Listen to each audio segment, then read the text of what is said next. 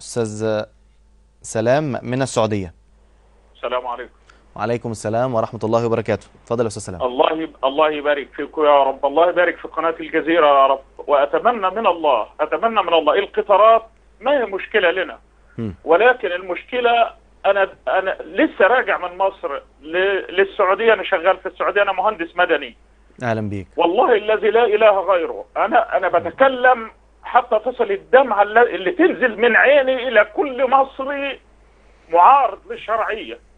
مم. رأيت بعين امرأة منقبة، والله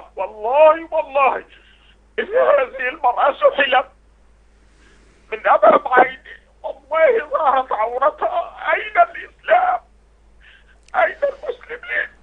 يعني والله اهدى يا أستاذ سلام، يعني أنا مقدر ما أنت فيه، مقدر ما أنت فيه. طب. القطارات، ها. هذا الرجل عاش في الأرض. إن فرعون علا في الأرض وجعل أهلها شيعا يستضعف طائفة منهم يذبح أبنائهم ويستحيي نساءهم، إنه كان من المفسدين.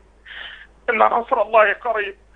والله العظيم القطارات ولا السيارات لن تمنعوا من الله. وإن كان صادق فليترك الميادين، إن كان صادق فليترك الميادين.